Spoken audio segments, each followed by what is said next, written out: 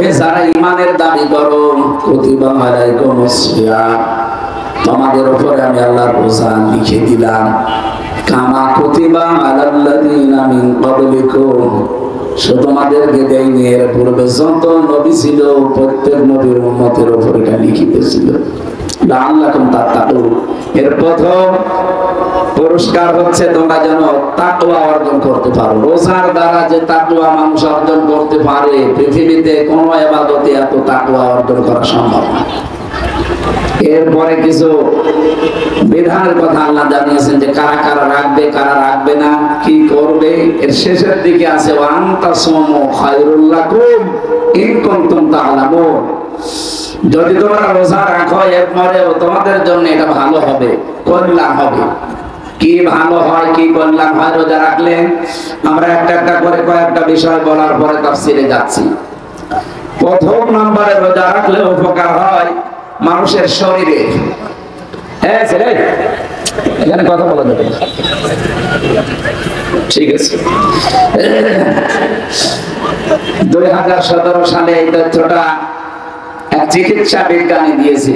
এর নাম হচ্ছে ইউশনারি ওসামি, বাড়ি জাপানে। উনি চিকিৎসা বিজ্ঞানের উপরে নোবেলও পেয়েছেন 2017 সালে। আমি ওনার জীবনীটা পড়ছিলাম। কেন নোবেল দেওয়া হয়েছে তাকে? উনি 3.5 হাত বডি নিয়ে গবেষণা চালিয়েছে। আমাদের ভেতরে আল্লাহ রাব্বুল আলামিন ব্যক্তিগত মানে সৃষ্টিগতভাবে 2 কোটি কোষ দিয়েছেন। এই কোষগুলো আমাদের শরীরে না থাকলে আপনি মারা যাবেন। এতে যে 12 মাস একাধারে যখন খাবার মানুষ কন্টিনিউ খেতে থাকে, এই কোষের পাশাপাশি আরো কিছু কোষ তৈরি হয়, বৃদ্ধি পায় এই কোষগুলো। আপনি চিন্তা করলেন যে এই যে বেশি বেশি এই কোষগুলো তৈরি হয়, এর কাজ কি? কাজ তো দূরের কথা, এর অপকারিতাই বেশি। কারণ এই কোষগুলো যখন বৃদ্ধি হয় তখন শরীরের ভেতরে আমাদের যে 5.5 কেজি রক্ত আছে, এর ভেতরে 5 প্রকার ক্যান্সার হওয়ার সম্ভাবনা বেশি। কোষ যত বেশি হবে তার তত বেশি ক্যান্সারের ঝুঁকি থাকবে। 2 নম্বরে শরীরের ভেতরে টিউমার তৈরি হবে। আপনি দেখবেন টিউমার 2 প্রকার হয়, একটা ভেসে ওঠে আর একটা ভেতরে থাকে। আমার এই যে একটা ভেসে উঠেছে, অনেকের ভেসে ওঠে উপরে, অনেকের ভেতরে থাকে। টিউমার আছে।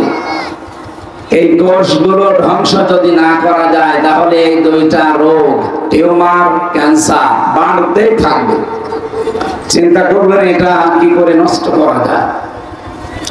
পরবর্তীতে তিনি মিলিয়ে দেখলেন প্রায় 30 দিন দিনের বেলা 12-14 ঘন্টা একাধারে প্রতিদিন কেউ যদি না খেয়ে থাকতে পারে, যেহেতু 11-12 মাসে একাধারে এই কোষগুলো বৃদ্ধি হতে থাকে, আসল কোষের পাশাপাশি এই কোষগুলোর কোনো কাজ নেই, শুধু রোগ বৃদ্ধি করে। ক্যান্সারের মতো একটা রোগ, টিউমারের মতো একটা রোগ।